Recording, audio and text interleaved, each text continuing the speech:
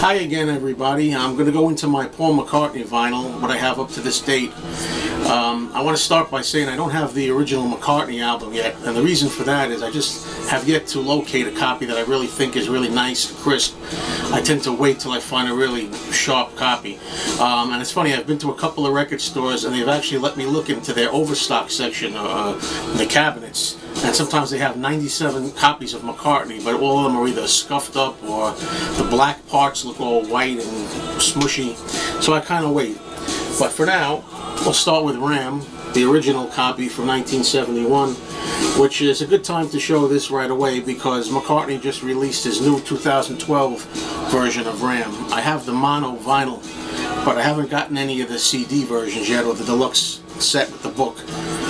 So that's coming, I guess.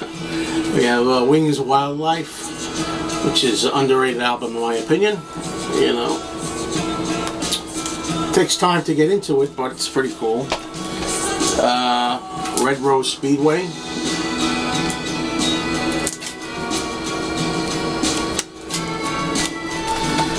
Band on the Run.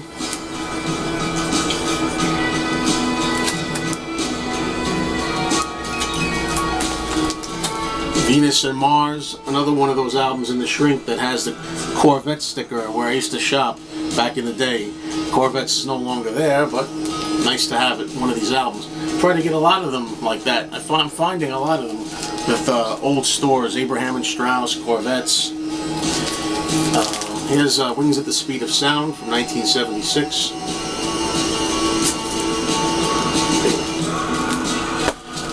Here's Wings Over America, the live collection from 76.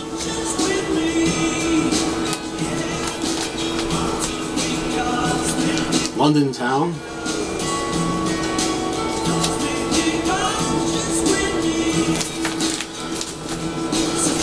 Wings Greatest.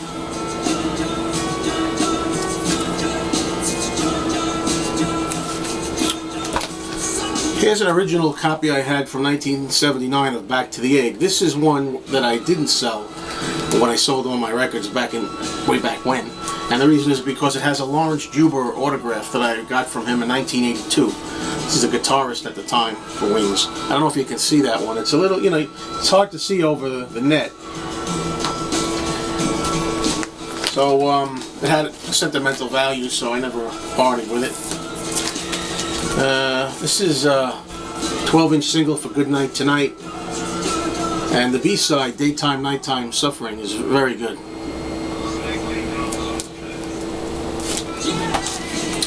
Concert for Campuchia from 1979. I remember at the time thinking to myself that, wow, it'd be nice if Paul would start touring big again, and whoever thought in 10 years, in 1989 to the present day, he would be very active in touring.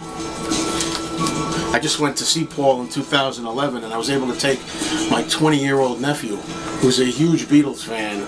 If you would have told me in 1989, before my nephew was even born, that he was going to be able to accompany me to a McCartney concert when he was 20, I wouldn't have believed you.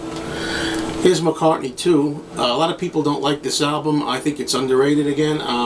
But I have a sentimental value and nostalgia because this was a very big album when I was graduating high school. And it's kind of like a soundtrack to those days for me. Here's the McCartney interview. A good interview that Paul did for Musician, Player, and Listener magazine. That was back in 1980. Tug of War.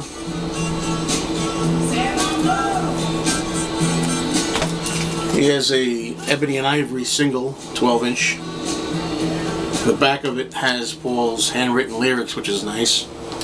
I also have another copy of that I found recently with this cover, and the thing about this that's so nice is that it's on white vinyl. I have the record down here.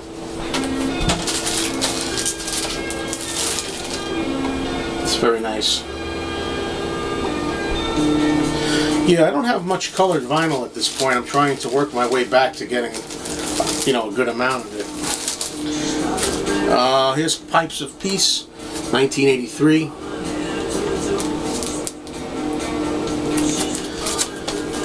And give my regards to Broad Street. I like this copy very much. You know, it's got nice vinyl. It's got shrink wrap in it still, and it's got the sticker, which is cool. Spies Like Us single, which I think is another thing that's underrated. I think it really rocks this song. I think it's, once you get past the opening lyrics and you get into the rock, it's pretty strong. Okay, here's Press to Play from 1986.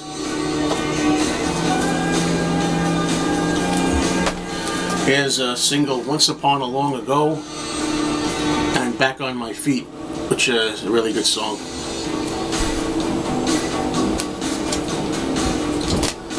Okay, here's the Russian album, which is very difficult to find the original. There's so many versions of this out. This is not an original. I'm pretty sure it's a counterfeit. Flowers in the Dirt from 1989. Paul's latest album, little plug, Kisses on the Bottom.